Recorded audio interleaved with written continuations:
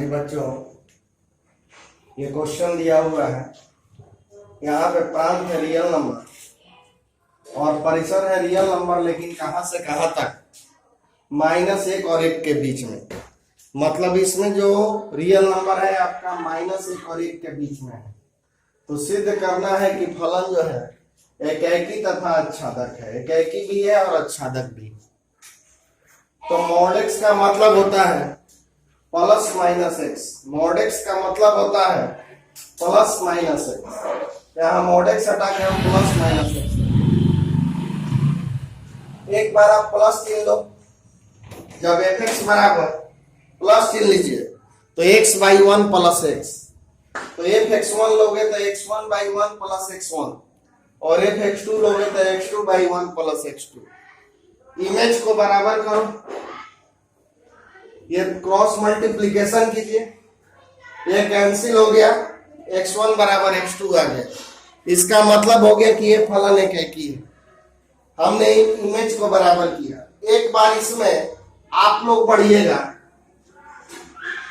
जब fx बराबर x/1 minus x। हमने एक बार प्लस चिन्ह लिया और एक आपको लिए छोड़ दिए। जब x का वैल्यू माइनस रहेगा तब, और उसमें भी आप दिखा देंगे, उस केस में भी आपका आ जाएगा x1 बराबर x2। तो नीचे लिख दीजिएगा, आपका यह फलन एकैकी है। अभी ये सवाल हमने आधा बनाया, आधा आपके लिए छोड़ा। अब आ जाइए अच्छादक देखिए। जब fx बराबर x/1 प्लस x, माना कि fx बराबर y, क्रॉस मल्टीप्लिकेशन कीजिए।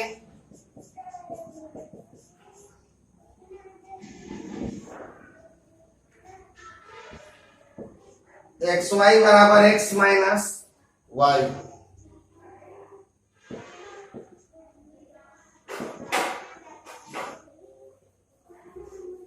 चलिए यहां से हम लोग x का वैल्यू निकालेंगे। तो x का वैल्यू निकालने के लिए इसको इधर भेजिए।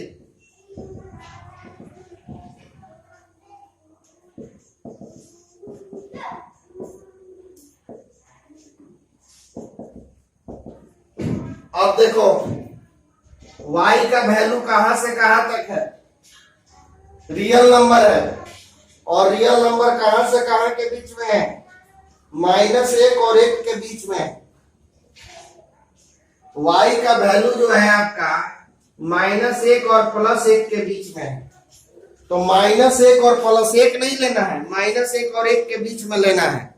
तो -1 और 1 के बीच में आप लिखिएगा।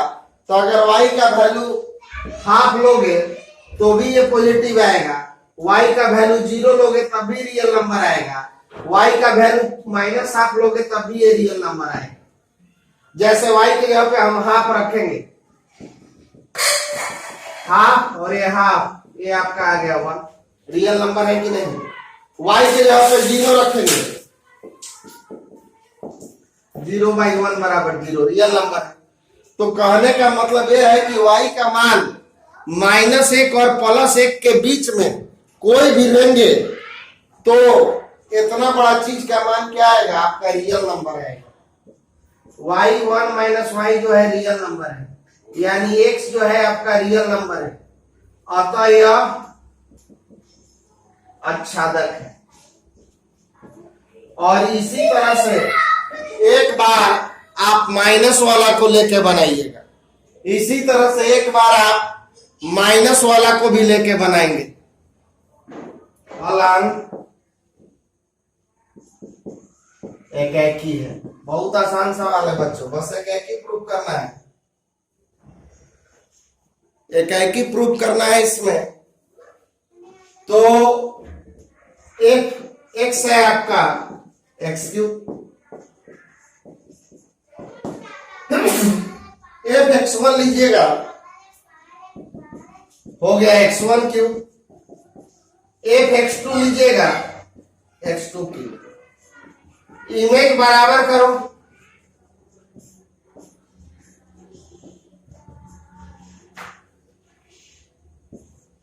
x1 बराबर आ गया x2 के।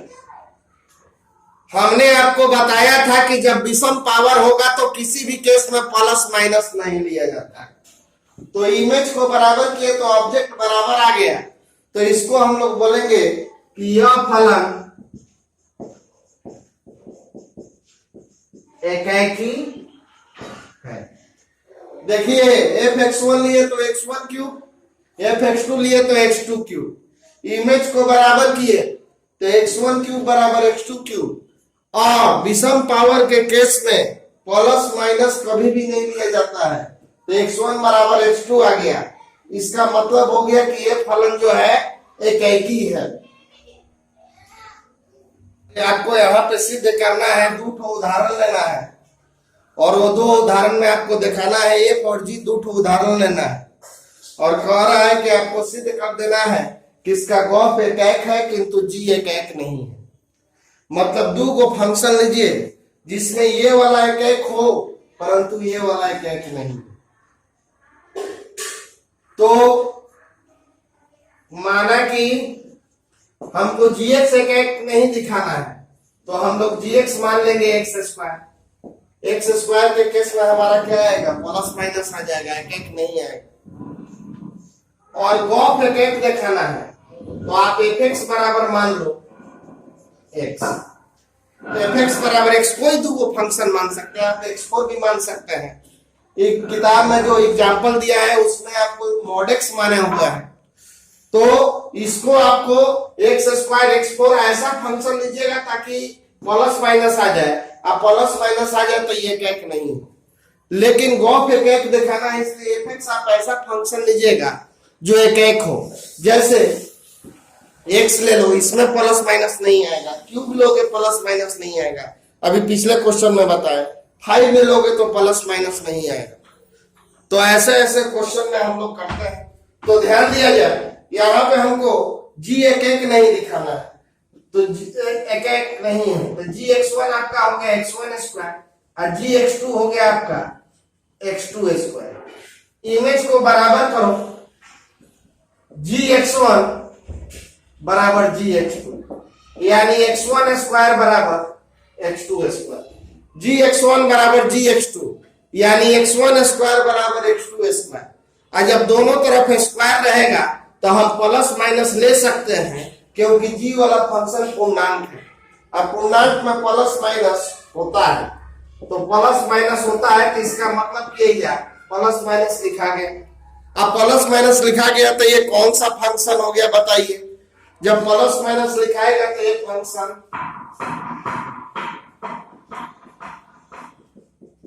आता ही एकैक नहीं। अब गॉफ के लिए आ जाइए। गॉफ मतलब g इंटू fx। fx का वैल्यू क्या है बच्चों, x, fx का वैल्यू x और gx का वैल्यू x स्क्वायर। अब जरा यहां पे देखिए, गॉफ x1 लोगे तो x1 स्क्वायर और गॉफ x2 लोगे तो x2 स्क्वायर। इमेज को बराबर करो, गॉफ x1 बराबर गॉफ x2 तो x1 स्क्वायर बराबर x2 स्क्वायर। अब तुम तो कहोगे कि सर प्लस माइनस होगा और ये भी एकैक नहीं होगा, लेकिन जरा ध्यान दो, ये है और एक के केस में यह क्या बोला है, नेचुरल नंबर। और नेचुरल नंबर में हमने आपको बताया है कि सम पावर में प्लस माइनस नहीं होता है। यहाँ पे फंक्शन इन एफ है और फंक्शन इन एफ में प्रांत देखो, ये g था तो g का प्रांत z था, पूर्णांक था, इसीलिए हमने प्लस माइनस लिया। f है और f का पूर्णांक नेचुरल नंबर है और नेचुरल नंबर में प्लस माइनस नहीं लिया जाता है, तो x1 बराबर आ गया आपका x2। ये फलन एकैकी है, ये जो आपका फलन है एकैकी है क्योंकि ये जो है आपका नेचुरल नंबर है और नेचुरल नंबर के केस में माइनस वाला नहीं होता है। तो यहां पे प्रूफ हो गया कि क्वेश्चन कह रहा था कि ए और जी दो फंक्शन लीजिए जिसमें जी जो है एक नहीं हो और गॉफ एक हो। तो आप gx लेते समय ऐसा दिमाग में रखिए जो एक नहीं हो। उसका एग्जांपल मॉडेक्स में भी दोनों तरफ प्लस माइनस लिया जाता है, एक्स स्क्वायर प्लस माइनस लिया जाता है, एक्स पे पावर 4 ऐसा कुछ भी ले सकते हो। और गॉफ एक दिखाना है, इसलिए एक वाला आप ऐसा फंक्शन लेंगे जो एक नहीं हो। तो एक नहीं वाला विषम पावर वाला, जैसे x पे पावर 1 या x पे पावर 3 या x पे पावर 5 इस तरह से ले सकते हैं। तो gx1 लिए gx2 लिए तो हम यहाँ प्लस माइनस लिखे। कहोगे सर क्यों प्लस माइनस लिखे?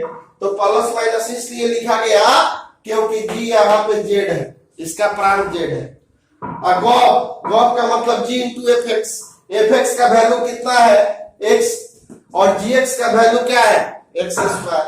gx1 गॉफ x1 लोगे तो x1 स्क्वायर, गॉफ x2 लोगे तो x2 स्क्वायर। इमेज को बराबर किए तो ये फलन जो है आपका प्लस माइनस क्यों नहीं लिए? क्योंकि ये जो है आपका नेचुरल नंबर है और नेचुरल नंबर में माइनस वाला नहीं लिया जाता है। क्वेश्चन कह रहा है कि ए और बी में रिलेशन, ए और बी का मतलब होता है ए और बी में संबंध। क्या है संबंध? ये सबसेट है बी का।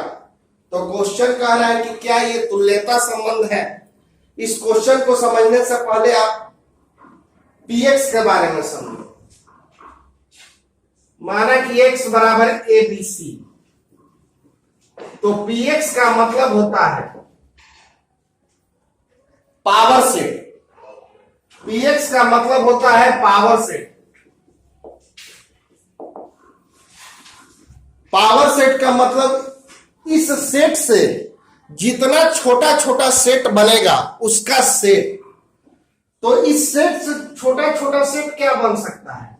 एक तो सेट बन सकता है एम्प्टी सेट, रिक्त समुच्चय, फिर एकाक एलिमेंट लेके बन सकता है, फिर दो एलिमेंट लेके बनेगा,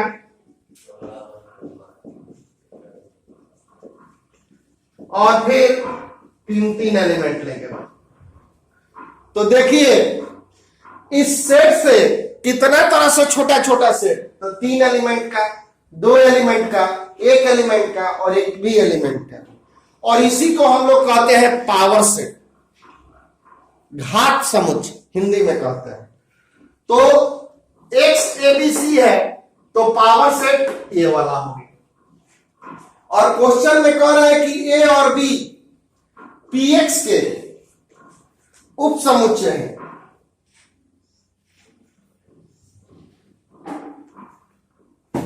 पीएक्स में उप समुच्चय है। ए और बी क्या है? पीएक्स में उप समुच्चय है, मतलब ए और बी इन्हीं में से कोई ना कोई एलिमेंट है। तो आपको ए और बी इसी में से कोई लेना है। तो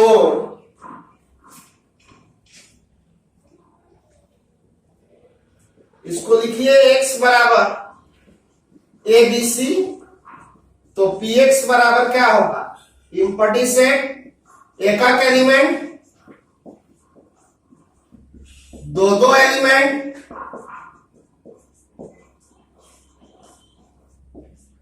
और तीनों एलिमेंट। इतना तरह से सेट बन सकता है। अब ए और बी जो है इसी में से कोई दो है। तो माना कि b बराबर ए बी और a बराबर a, हमने मान लिया b बराबर ए बी और a बराबर a। अब आप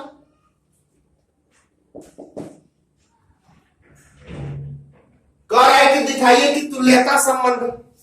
तुल्यता संबंध के लिए फलन को सममित होना चाहिए, समतुल्य होना चाहिए और संक्रामक होना चाहिए। आइए समतुल्य देख ले पहले। रिलेशन को ये भी लिखने का तरीका है ए आर ए। समतुल्य में क्या होता है? दोनों सेम होता है। ए आर ए मतलब एस। तो कोई भी सेट अपने आप का उपसमुच्चय होता है, कोई भी सेट अपने आप का उपसमुच्चय होता है, मतलब ये वाला ए आर ए जो है सही है, अतः यह स्वतुल्य है। अब आप सममित जांच कीजिए। सममित के लिए क्या कीजिएगा, माना कि A B belongs to R. हमने मान लिया कि ए जो है बी का सबसेट है, देखो है ना, ए जो है वो बी का सबसेट है। सबसेट का मतलब ए का जितना एलिमेंट है सब बी में है। अब इसको पलटिए, सममित के लिए क्या कहता है, पलटने पर भी आना चाहिए, तब बी ए का सबसेट है। ये तो स्टेटमेंट ट्रू है कि ए का टोटल एलिमेंट बी में है। सबसेट का मतलब ये जो नोटेशन होता है सबसेट होता है, और सबसेट का मतलब होता है कि ये जो है बिलोंग्स, ए का टोटल एलिमेंट बी में है, सही है। तो क्या बी का भी टोटल एलिमेंट ए में है, बी का टोटल एलिमेंट ए में है, नहीं है, यानी ये सबसेट नहीं है, यानी ये रिलेशन में नहीं है। इसका मतलब कि यार सममित नहीं है, अतः यह तुल्यता संबंध नहीं है। हमने बच्चों आपको बताया था कि तुल्यता संबंध के लिए तीनों संबंध होना चाहिए। तो ये संबंध तो चलो समतुल्य है, लेकिन सममित नहीं है। ए बी बिलोंग्स कर रहा है यार में, लेकिन उसका उल्टा बिलोंग्स नहीं कर रहा है यार में। ए बी का सबसेट है, लेकिन बी ए का सबसेट नहीं है, तो सममित नहीं है। बस ये क्लियर हो गया कि तुल्यता नहीं है, क्योंकि तुल्यता के लिए तीनों संबंध होना चाहिए। तो पहला तो था, लेकिन दूसरा का नहीं हुआ, तो इसको हम लोग बोलेंगे कि यह तुल्यता संबंध नहीं है। और 7 नंबर क्वेश्चन आपको होमवर्क दिया गया है, 7 नंबर जस्ट 6 नंबर क्वेश्चन की तरह। ए स्टार बी का मतलब दिया हुआ है ए इंटरसेक्शन बी, और ए और बी का ऑल एलिमेंट, इसका मतलब होता है सभी मान। ए और बी का सभी मान किसका सदस्य है, एक्स के पावर सेट का। ए स्टार बी का मतलब हुआ ए इंटरसेक्शन बी, और ए और बी का सभी मान एक्स के पावर सेट का सदस्य है। तो सिद्ध करना है कि एक्स तत्समक अवयव है, और फिर सिद्ध करना है कि एक्स जो है व्युत्क्रमणीय अवयव है। बच्चों फिर से एक बार समझिए, एक्स मान लो कि एबीसी है, तो पावर सेट इसका क्या होगा, पावर सेट का मतलब इससे बनाया गया छोटा छोटा सेट या इसके बराबर सेट कौन कौन होगा। तो ये वो होगा इम्पटी सेट, एक ए, एक बी, एक C, A B, B C, A C, A B C, इससे बनाया वाला छोटा छोटा सेट ये सब होगा। अब क्वेश्चन कह रहा है कि सिद्ध कीजिए कि एक्स तत्समक अवयव है, और ए और बी आपको कहां से लेना है, इसमें से ही लेना है। तो इसमें से ही लेना है आपको। तो जैसे मान लो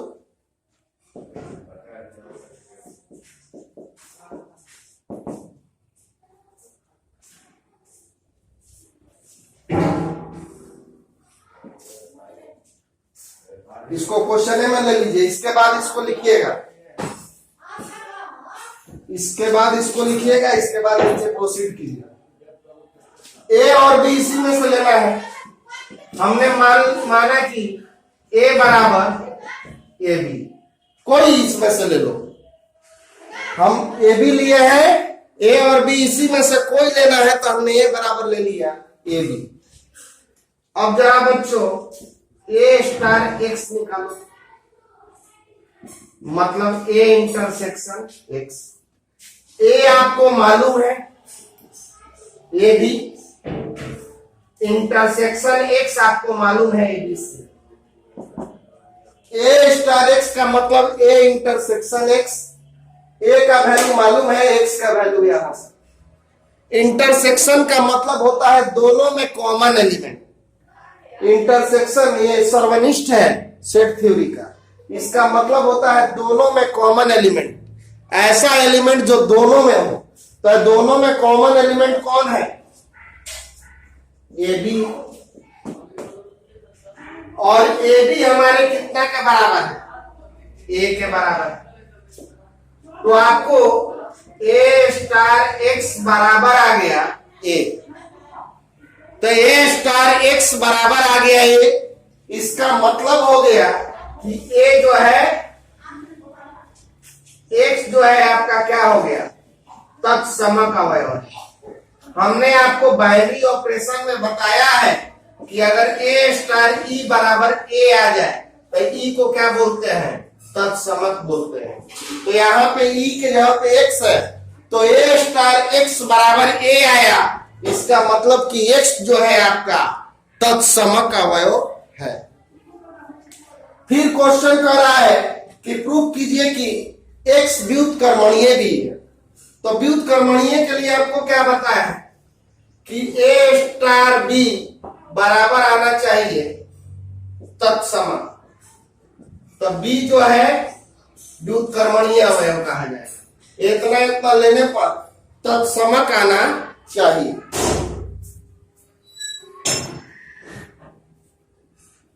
एस बराबर है एबीसी, पी बराबर है 1 2 3,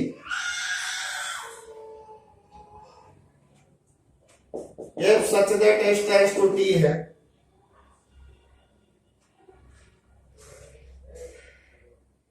और पहला क्वेश्चन कह रहा है f का वैल्यू a3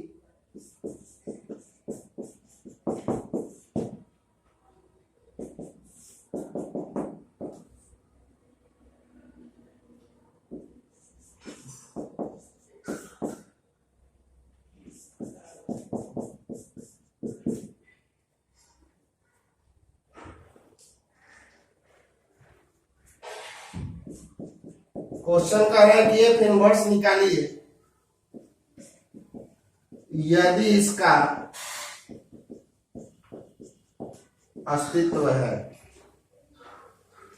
हाँ जी बच्चों, एस बराबर दिया हुआ है एबीसी, टी बराबर दिया हुआ है 1 2 3, एफ एक फंक्शन है such that S tends to T, और एफ का वैल्यू ये दिया हुआ है और एफ का वैल्यू, तो एफ इनवर्स निकालना है यदि इसका अस्तित्व है तो बच्चों पहला क्वेश्चन देखिए। पहले तो देखना है कि इसका अस्तित्व है कि नहीं। ये आपका हो गया एस और ये आपका हो गया टी, ए बी सी 1 2 3। चलो ए का किससे रिलेशन है? 3 से, बी का 2 से, सी का 1 से। यह फलन एकाकी और आच्छादक है। एकाकी क्यों है? प्रत्येक का एकक प्रतिबिंब बन रहा है। आच्छादक क्यों है? कोई भी एलिमेंट खाली नहीं है। एकाकी क्यों है? प्रत्येक का एकक एलिमेंट बन रहा है। और आच्छादक क्यों है? कोई भी एलिमेंट खाली नहीं। इसका मतलब एफ इनवर्स का अस्तित्व है। तो निकालो, तो एफ बराबर क्या है बच्चों? एफ बराबर है A3 B2 C1। तो एफ इनवर्स बताया है आपको, कैसे निकालेंगे इस तरह का एफ इनवर्स? बस स्थान चेंज कर दीजिए, 3A 2B 1C, और यही आपका हो गया एफ इनवर्स। स्थान चेंज कर दिया। दूसरा क्वेश्चन में देखिए, एस है टी है, ए बी सी 1 2 3, ए का रिलेशन जा रहा है 2 के साथ, बी का जा रहा है 1 के साथ और सी का भी जा रहा है 1। ये फलन न तो एकैकी है ना आच्छादक है। एकैकी क्यों नहीं है? दूगो का एगो प्रतिबिंब है, इसलिए एकैकी नहीं है। आच्छादक क्यों नहीं है? ये वाला खाली है। हम लोग लिखेंगे चूंकि यह फलन एकैकी तथा आच्छादक नहीं है, अतः एकैकी तथा आच्छादक नहीं है, अतः एक इन्वर्स का अस्तित्व नहीं। जब एकैकी आच्छादक नहीं है तो एक इन्वर्स का अस्तित्व है। ये फलन एगो का एगो खालियो नहीं है, एकैकी आच्छादक है और एक इन्वर्स निकालना है, बस एक्स वाई कोऑर्डिनेट आपस में चेंज कर दीजिए। ये एकैकी आच्छादक नहीं है तो अस्तित्व नहीं है, तो वैल्यू कहां से निकलेगा?